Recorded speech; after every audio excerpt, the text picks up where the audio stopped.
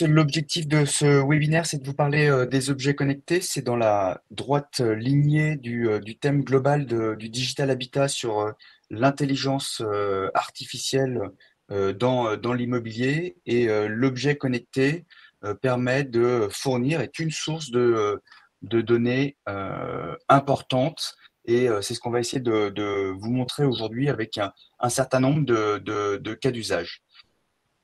Pour animer ce webinaire, je suis accompagné de Hugo de l'entreprise Synox. Hugo, je te laisse te présenter. Oui, merci Grégoire. Bonjour à tous. Alors de mon côté, moi je suis responsable des partenariats chez Synox. Et en deux mots, Synox, on est spécialiste dans le déploiement d'objets connectés sur la partie IoT, donc pour le smart building, mais aussi pour d'autres secteurs d'activité, même si aujourd'hui le focus, ça sera pour les solutions qu'on propose à destination des bailleurs sociaux. Ok, merci Hugo. Donc on fera une présentation croisée. Donc pour ma part, donc Grégoire Deutz, cofondateur de Granit, qui est un cabinet d'ingénierie et de conseil auprès des professionnels de l'immobilier sur tout ce qui est sujet, notamment du numérique, avec une spécificité, c'est qu'on porte la double compétence, aussi bien la compétence numérique qu'une vraie expertise métier, puisque pour ma part, j'ai plus de 20 ans d'ingénierie technique avant d'avoir créé Granit. Si, pour vous donner un peu une vision aussi de ce que l'on peut adresser au sein de Granit, donc on vous accompagne sur les sujets du numérique, de la phase de capter la donnée jusqu'au sujet de l'exploiter. Et puis après, on intervient sur les différents enjeux que vous pouvez avoir sur le choix des outils, on va revenir là-dessus, et aussi sur la dimension conduite du changement dans vos entreprises, puisque la gestion de données, comme on a pu le voir aussi dans les conférences hier, est un enjeu et donc il faut l'intégrer dans vos processus, vos fiches de poste. Et donc tout ça nécessite de définir des stratégies et on vous accompagne là-dessus et c'est le rôle d'un AMO digital. Quelques éléments aussi sur la partie données et on voit aussi ici toutes les illustrations qu'on peut avoir sur ce qu'on appelle IoT ou objets connectés. On est de plus en plus sollicité et vous aussi qui gérez du patrimoine sur différents enjeux qui sont la performance du bâtiment, on reviendra dessus, la performance des achats aussi, et la notion de charges qui sont à maîtriser, les obligations réglementaires et aussi des enjeux pour les équipes de gain de temps et d'efficacité. Et on va essayer de voir aussi dans ces 20 minutes, hein, qui sont un éclairage assez rapide de ce que peut vous apporter l'IoT. Donc, une de nos convictions chez Granit, qu'on partage bien sûr avec Synox, c'est que pour décider, il faut avant tout bien connaître, et c'est ce qu'on illustre ici. L'objet connecté permet de mesurer et de connaître un niveau de performance de votre parc. J'ai illustré ici sur la notion de travaux avant-après, que aujourd'hui l'objet connecté permet de mesurer. Alors, n'hésitez pas à poser vos questions directement dans le chat également, mais là, sur cette slide, on voulait vous présenter trois chiffres qui, pour nous, démontrent l'importance des objets connectés là, sur la partie Smart Building. Donc, le premier sur la partie plutôt énergétique, on voit que grâce au déploiement d'objets connectés et à la mesure de consommation sur différents sujets, mais on peut économiser 20 à 30% d'énergie. Le deuxième chiffre, il se porte plutôt sur la partie qualité de vie des locataires, où par la mise en place d'objets, on peut augmenter de façon significative le confort à l'intérieur des logements et dans les parties communes. Et le troisième chiffre, donc 15% de coûts d'exploitation peuvent être réduits, grâce à davantage de connaissances sur le patrimoine, sur les équipements du bailleur, pour pouvoir anticiper notamment les pannes ou alors les situations à risque. Si on en revient au métier, pour nous, il y a trois gros enjeux pour les bailleurs actuellement. C'est la notion d'enjeu de la performance énergétique, qui est un enjeu actuel. Il y a le sujet des coûts d'exploitation, c'est ce que citait aussi Hugo. et aussi toute la notion autour d'amélioration du confort pour les résidents. Et on reviendra aussi là-dessus sur des cas d'usage qu'on a pu déployer. Alors pour faire le parallèle avec ce que vient d'expliquer Grégoire, donc nous on a décomposé les cas d'usage autour des objets connectés autour de trois familles. Donc la partie énergétique où on va pouvoir retrouver la supervision de tout type de compteurs, hein, quand on parle de compteurs d'électricité, de gaz ou même d'eau.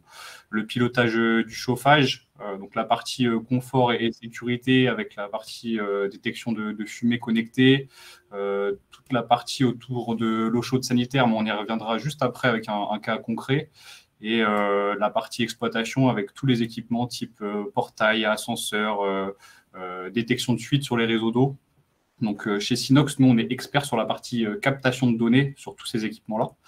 Donc, il y a énormément d'acteurs sur le marché qui fabriquent des devices. Nous, notre métier, c'est de pouvoir intégrer tous ces capteurs-là sur une même plateforme pour pouvoir gérer un parc d'objets hétérogènes, qu'importe l'usage ou le fabricant, et fonctionnant sous différents types de protocoles. Donc là, sur le haut du schéma, on voit des noms qui doivent vous parler un petit peu, mais donc des protocoles spécifiques au bâtiment, type Modbus, BACnet, KNX, ou alors des réseaux de communication qui sont un peu plus génériques, comme les réseaux cellulaires, les réseaux LP WAN, qui se démocratisent suite à l'avènement de l'IoT.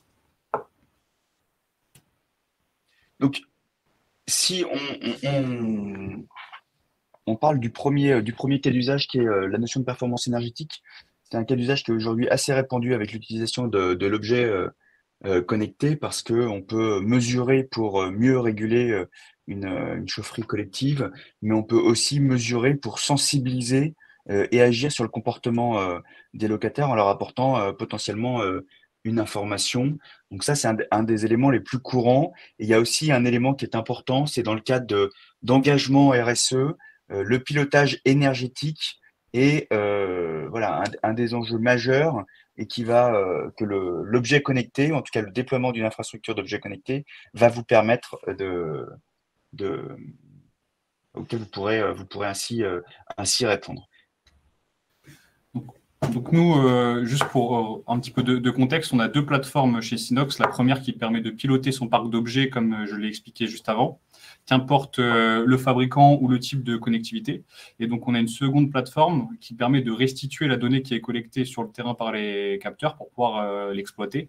Donc là, on a un exemple de restitution de dashboard qui n'est qu'une proposition, mais on a typiquement toutes les mesures, donc toutes les autorisations des données sur la partie consommation électrique, du temps réel, des indicateurs de moyenne, de température la plus basse, température la plus haute, ce qui permet après de définir des alertes et d'être averti en temps réel quand on a des dépassements de seuil ou des retours à la normale. Donc, que ce soit pour les... L'énergie, c'est un... Je t'en prie, vas-y. Ouais, excuse-moi, Hugo. Je disais l'énergie, c'est un des cas d'usage les plus fréquents et souvent lequel le plus répandu et le plus évident, quoi. C'est assez important. Et après, il y a un autre enjeu qui est la notion de confort, sur lequel là aussi, sur des références communes, on a pu travailler avec notamment un point qui me paraît important sur lequel on a pu travailler avec CDC et Synox aussi, c'est tout le sujet de la qualité de l'air aujourd'hui est lié à la ventilation où on a de plus en plus la notion de capter et d'identifier le bon fonctionnement des caissons VMC pour éviter des dégradations dans les logements. Et donc là, on est vraiment dans quelque chose de préventif. Donc, là, typiquement, c'est un tableau de bord qui analyse la température d'entrée et de sortie d'un réseau d'eau chaude sanitaire. Donc, on peut forcément surveiller les températures, mais surtout veiller à ce que la légionellose soit bien respectée, puisqu'on sait qu'en dessous de 55 degrés, donc tout dépend un petit peu du volume de l'installation, il y a des risques de développement de légionelle. Donc là, c'est plus un point de vue sécurité. Mais pour rebondir aussi sur ce que disait Grégoire sur la qualité d'air, donc quand on parle de qualité d'air, il y a énormément de paramètres, hein, que ce soit de l'humidité, du taux de CO2, Par exemple, nous les premiers dans les bureaux de Synops, on a des capteurs de qualité d'air, on se rend compte qu'il y a des dépassements de seuil assez significatifs quand on va dire que les conseils sont autour de 600 ppm, sans ouverture de fenêtre, on monte facilement à 1000, 1200 ppm sans s'en rendre compte en quelques minutes. Donc c'est aussi l'idée, c'est d'être alerté par SMS, email dès lors qu'il y a une situation qui n'est pas normale pour l'occupant. D'autant plus que selon la réglementation de vos bâtiments, quand on parle de bâtiments ERP qui reçoivent du public, il y a aujourd'hui des obligations de suivi de la qualité de l'air. Donc c'est vrai que sur des populations, si jamais vous avez des sites un peu particuliers qui, euh, qui hébergent des personnes âgées ou autres, c'est une thématique aujourd'hui qui est de plus en plus euh, prise en compte, on va dire en tout cas et avec des impacts sur l'exploitation. C'est justement le dernier point, c'est aujourd'hui le sujet de l'exploitation. L'objet connecté, je serais tenté de dire, c'est pas quelque chose de nouveau. Ça fait longtemps qu'on avait des objets connectés, notamment dans les ascenseurs, par exemple. Euh, on voit aujourd'hui cette notion de surveiller à distance et d'identifier des mauvais comportements ou en tout cas de pouvoir analyser souvent la performance d'un équipement. Les histoires de portail automatique d'ascenseur, on a parlé des VMC, c'est des éléments qui aujourd'hui vous permettent de pouvoir analyser et de comparer des équipements les uns par rapport aux autres pardon, par rapport à l'usage réel et vraiment cette notion de compter des notions potentiellement de trafic ou de cycle d'ouverture. L'autre chose aussi qu'on voit beaucoup, et c'est un des cas qu'on identifie aussi, c'est la notion de l'eau. Les événements chez certains clients nous amènent à être sollicités pour commencer à suivre l'eau de manière beaucoup plus précise, parce que en effet, il y a des, euh, des fuites sur sur les réseaux et même sur les réseaux qui incombent parfois aux bailleurs. Et donc, on a cette nécessité aujourd'hui de suivre ça de manière beaucoup plus précise. Et je dirais, j'ai rajouté aussi une chose, c'est que l'objet connecté pour l'exploitation, il est bénéfique pour vous, mais il est aussi et surtout bénéfique pour l'exploitant qui peut, on parle de maintenance prédictive, mais aussi peut ajuster son action en conséquence. Donc là, le dernier exemple de notre hyperviseur de données. Donc là, c'est sur la partie VMC. Donc on va mesurer le delta de pression entre l'entrée et la sortie pour veiller à ce qu'il n'y ait pas d'encrassement du filtre. Et donc, bonne régulation du caisson. Et pour rebondir sur ce que dit Grégoire et ce qui a été aussi évoqué hier sur la première journée là, du Digital Habitat, on passe ici d'un modèle donc correctif, on va constater une panne et demander une intervention sur site pour corriger le problème, à du préventif conditionnel, voire du prédictif. Hein, c'est l'objectif d'aller sur du prédictif, mais au moins d'anticiper des situations qui sont à risque.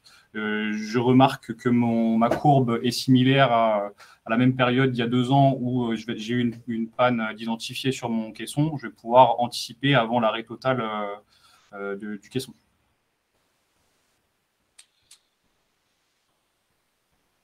Donc, pour être un peu conclusif, et aussi, il y a des questions sur quels sont les premiers pas, faut-il faire des POC et différents sujets. Il y a quelques points clés de réussite pour votre projet qu'il faut bien prendre en compte, et ça, c'est ce sur quoi nous, on accompagne au sein de Granit. Premièrement, vous avez une vraie question sur le choix des objets que vous prenez, d'accord? Savoir s'ils sont ouverts, pas ouverts, et s'ils sont récupérables en exploitation par vos exploitants. La deuxième chose, il y a le choix des réseaux de communication aussi, voir si vous les mutualisez ou pas. Et après, il y a euh, une fois que la donnée est remontée, il y a la notion de plateforme qui va vous permettre de passer d'une donnée brute à une donnée que vous pourrez analyser et utiliser. Et après, il y a aussi ce dernier point qui est un sujet important qui a été évoqué aussi, c'est où est-ce que l'on héberge la donnée et cette notion de souveraineté et de sécurité qui est importante. Donc, l'AMO, il va venir vous aider aussi à faire ces choix qui peuvent être différents d'un lot technique à un autre. Et pour brièvement résumer l'offre de valeur qui a été proposée ensemble à certains bailleurs, donc sur la première brique, On retrouve la collecte de tout type de données, qu'importe le capteur ou l'équipement installé, sous tout type de réseau, hébergé en France, donc sur des serveurs redondés à La Ciotat et Marseille, donc par un hébergeur français. La question de la souveraineté de la donnée. On est aussi labellisé Smart and Secure IoT et engagé dans une démarche de numérique responsable avec des niveaux de certification qui ont été passés. Et nos deux plateformes, donc en gestion de parc et en exploitation de la donnée. Donc, ce qui est assez important dans les deux slides que vous venez voir précédemment, c'est que vous vous rendez compte que l'objet connecté, c'est pas uniquement choisir un objet, c'est aussi toute une architecture derrière à mettre en place et aussi choisir des plateformes pour remonter ce type d'informations que parfois vous pourrez croiser avec d'autres informations que vous avez sur la donnée de votre patrimoine. Donc, pour être conclusif avant peut-être des questions, c'est que une stratégie IoT, c'est définir cette architecture, faire des choix. Et surtout, je voudrais aussi insister sur quelque chose quand les gens disent comment on fait pour commencer à faire de l'objet connecté ou de l'IoT, faut-il faire des POC? C'est que souvent, les gens négligent le fait que vous avez sûrement déjà des objets connectés sur votre patrimoine qui ont été installés par des exploitants à différents moments. Et souvent, nous, quand on lance ce type de projet, il y a une phase d'état des lieux qui est importante pour essayer d'identifier ce que vous avez déjà en place en termes d'objets, mais aussi en termes d'architecture, et comment ça vient impacter vos contrats d'exploitation actuels. Et après, on travaille sur la projection avec potentiellement des POC, ou assez rapidement, selon les cas d'usage, passer à l'échelle. Et justement, on parle ici de POC qui ont été initiés sur lesquels on a pu collaborer à différents niveaux avec Sinox. On a Hero Logement et CDC Habitat qui, vous voyez aussi, choisissent des lots techniques différents ou permettent ou veulent expérimenter selon aussi leur stratégie et, je dirais, leur historique et les problèmes qu'ils peuvent rencontrer au quotidien dans leur exploitation.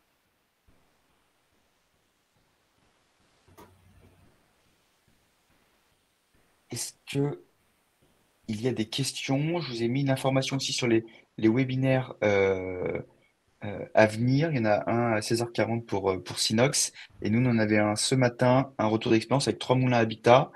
Une petite question, il est 14h20, juste pour déborder d'une minute. Comment est-ce qu'on commence un projet IoT? Est-il nécessaire de passer par un POC?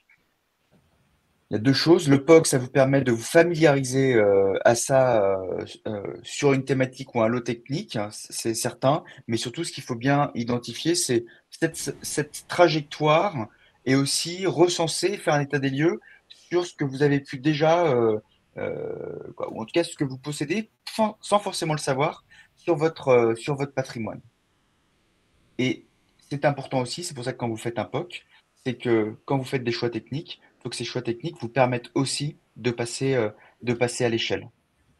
Je rebondirai juste une seconde pour dire que côté Sinox, nous on a mis en place des starter kits, qui sont des packs qui incluent un objet, de la connectivité et un accès à la visualisation de la donnée, donc sur nos plateformes, qui permettra à moindre coût de tester un usage sur une résidence. Donc c'est aussi une solution de notre côté, et on l'a fait sur une dizaine d'usages. Écoutez, Merci on à vous tous. remercie d'avoir assisté à cette conférence. Il y aura le replay qui sera disponible prochainement. Et puis, on vous souhaite une bonne fin de journée à tous et de bons webinaires encore. Bonne